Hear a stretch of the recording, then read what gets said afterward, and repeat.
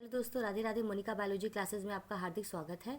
इस समय हम आपसे बात कर रहे हैं परागण के बारे में कि परागण क्या होता है, कि किस तरीके से परागकण जो है वो मादा के वर्तिकाग्र तक पहुंच जाते हैं। ठीक है, इसके लिए दो प्रकार के परागण बताए थे मैंने, स्वपरागण और परपरागण, सेल्फ पॉलिनेशन और क्रॉस पॉलिनेशन।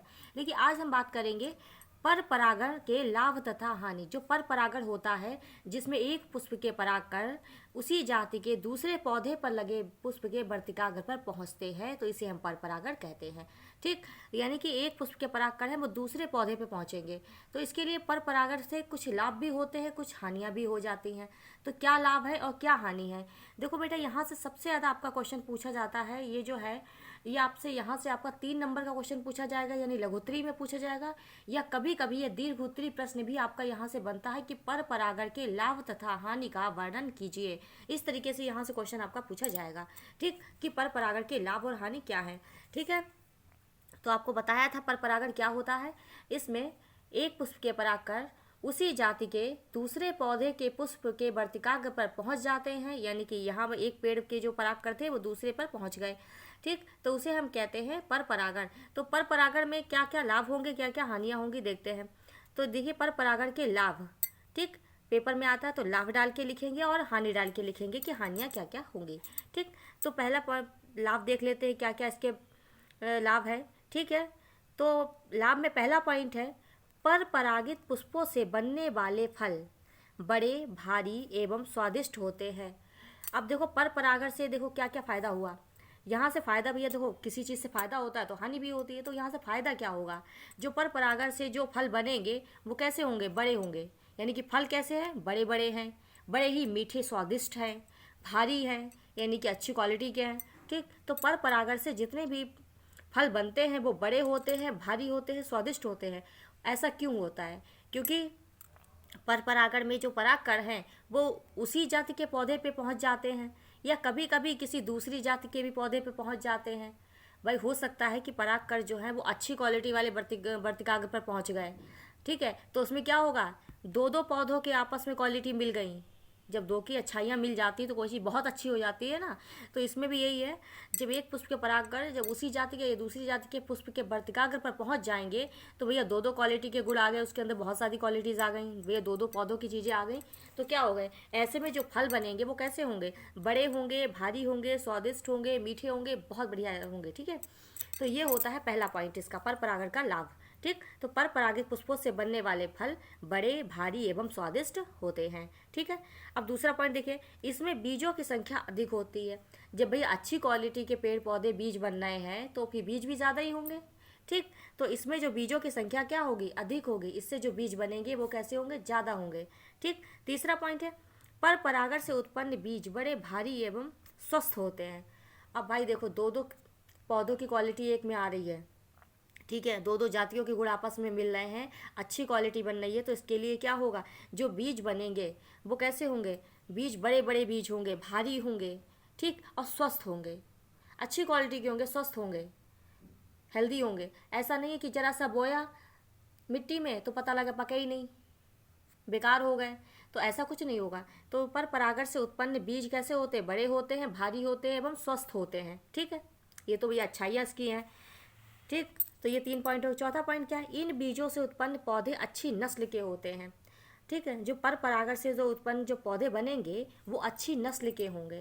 भैया जब विभिन्नताएं आएंगी, दो दो पौधों की क्वालिटीज़ मिलेंगी, ठीक है, तो दो दो पौधों के गुण एक में ही आ जाएंगे, तो वैसे होंगे, उसके बीज अच्छे होंगे। जब बीज अच्छे होंगे तो नस्ल भी अच्छी पैदा होगी।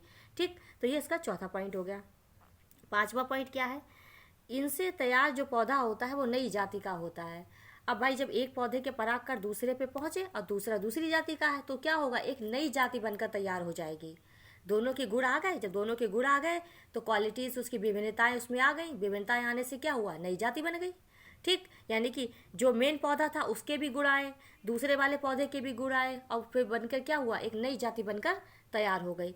तो इनसे तैयार पौधा जो होता है वो कैसा होता है, नई जाति का होता है। अगला पॉइंट है छठा, पर परागण से आनुवांशिक विभिन्नताएं उत्पन्न होती हैं। अब आनुवांशिक विभिन्नताएं तो बेटा आ ही जाएंगी, क्योंकि जब एक पौधे के परागकण जो है दूसरे पर जा रहे हैं तो जो इस वाले पौधे के परागकणों में विभिन्नताएं होंगी, दूसरे की वर्तिकाग्र यानी मादा वाला पौधा होगा, पुष्प होगा, तो उसमें भी विभिन्नताएं होंगी। तो दोनों विभिन्नताएं आपस में मिलेंगी तो विभिन्नताएं तो उत्पन्न हो ही जाएंगी, है ना। तो पर परागण से आनुवांशिक विभिन्नताएं उत्पन्न होती हैं। ठीक, अगला पॉइंट है पर परागण द्वारा प्रकृति में स्वतः ही नई जातियां उत्पन्न हो जाती हैं। अब भाई पर परागण देखो, कोई पेड़ देख के तो जा नहीं रहा पराग करके हमें इसके पास जाना उसके पास जाना, भाई हवा से, पानी से, कीटों से अब एक जगह से दूसरी जगह पहुंचता जा रहा है।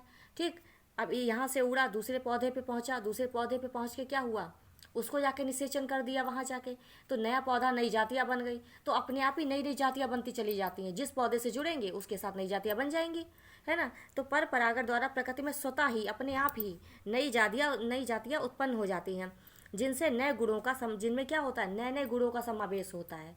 भाई जब दो दो पौधे आपस में अलग अलग क्वालिटी के मिलेंगे तो क्या होगा, नई चीज़ बनकर तैयार होगी, है ना। तो इस तरीके से बेटा ये आपके पर परागण के लाभ हैं कि क्या क्या लाभ होते हैं। ठीक, तो ये तो हो गए पर परागण के लाभ। क्या क्या लाभ हुए, बनने वाले जो इससे पुष्प होते हैं वो फल होते हैं, कैसे होते हैं, फल बड़े होते हैं, भारी होते हैं, स्वादिष्ट होते हैं। इनमें बीजों की संख्या अधिक होती है। पर परागण से उत्पन्न बीज कैसे होते हैं, भारी एवं स्वस्थ होते हैं। इन बीजों से उत्पन्न पौधे कैसे होते हैं, अच्छी नस्ल के पैदा होते हैं। इन पौधों से क्या होगा, नई नई जातियाँ उत्पन्न होती हैं। पर परागण से आनुवांशिक विभिन्नताएं उत्पन्न होती हैं। इसके अलावा क्या होगा, पर परागण द्वारा प्रकृति में अपने आप ही स्वतः ही नई नई जातियाँ उत्पन्न हो जाएंगी, जिसमें नए नए गुण होंगे, नए नए लक्षण उत्पन्न होंगे। ठीक, तो इस तरीके से ये पर परागण के लाभ हो गए। अब देखिए पर परागण से हानियाँ क्या क्या होंगी। अब देखिए फायदा तो बहुत कुछ हुआ, अब नुकसान भी तो कुछ होगा। चलिए देखते हैं पहला पॉइंट, पर परागण की क्रिया अनिश्चित होती है, क्योंकि इसके लिए वायु, जल एवं जंतु की आवश्यकता होती है। देखिए इसके कोई टाइमिंग निश्चित नहीं होगी, क्योंकि भैया देखो जब जल होगा तब परागकण पानी में बहते हुए दूसरे पौधे तक पहुँचेंगे, हवा होगी तो उसको उड़ाकर ले जाएगी, ठीक है, जंतु होंगे तो उसको एक स्थान से दूसरे स्थान पर उठा के ले जाएंगे। लेकिन जब परागण के लिए ये माध्यम अगर ना हो तो परागण की क्रिया रुक जाएगी, उसकी कोई टाइमिंग निश्चित नहीं रहेगी कि अभी हो जाएगी, जब माध्यम होगा तब ये होगी। तो इसके लिए क्या हुआ, पर परागण की क्रिया अनिश्चित होती है, क्योंकि इसके लिए वायु है, जल है, जंतु है, इसकी आवश्यकता होती है। ठीक, तो पहला पॉइंट तो ये हो गया, इसकी क्रिया अनिश्चित होगी। दूसरा पॉइंट क्या है, परागित करने वाले साधनों की समय पर उपलब्धता न होने पर अधिकांश पुष्प परागित होने से रह जाते हैं।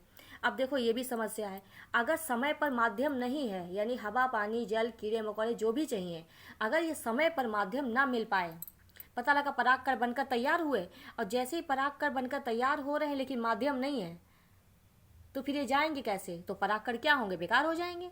भाई जब पकते हैं तभी तो वो जाके वर्तिकाग्र पर जुड़ेंगे, अब माध्यम मिला ही नहीं तो बेचारे पहुंचे कैसे, जब पहुंचे ही नहीं तो परागकण क्या होंगे, बेचारे पके थे वहीं पे टूट के झड़ गए, बेकार हो गए, खत्म।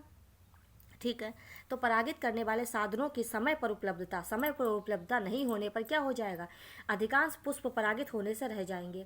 अब जो जितने भी पुष्प हैं वो परागित नहीं हो पाए, रह गए ऐसे ही, क्योंकि परागकण तो पहुंच ही नहीं पाया वहाँ पर। ठीक, तो एक तो ये हानि इसकी हो गई, एक तो ये अनिश्चित हो गई क्रिया, दूसरा साधन नहीं है तो समय पर हो ही नहीं पाई, इसलिए क्या हुए, पुष्प बिना परागित के ही रह गए, निषेचन हो ही नहीं पाया, बेकार। ठीक, तीसरा पॉइंट है, पर परागण के लिए पुष्पों को दूसरे पुष्पों पर निर्भर रहना पड़ता है। अब भैया ये तो सबसे इम्पॉर्टेंट पॉइंट है, क्योंकि परागण के लिए पुष्पों को दूसरे पुष्पों पर निर्भर रहना पड़ेगा। भाई एक पे मेल है दूसरे पे फीमेल है, तो भैया निर्भर तो रहना ही पड़ेगा दूसरे पे, क्योंकि भैया एक पुष्प को दूसरे पुष्प पे निर्भर रहना है। ठीक, क्योंकि एक पुष्प यहाँ लगा हुआ है एक पेड़ पर, दूसरा पुष्प दूसरे पेड़ पर लगा हुआ है, तो क्या हुआ, इसके लिए पर परागण के लिए पुष्पों को दूसरे पुष्पों पर निर्भर रहना पड़ता है।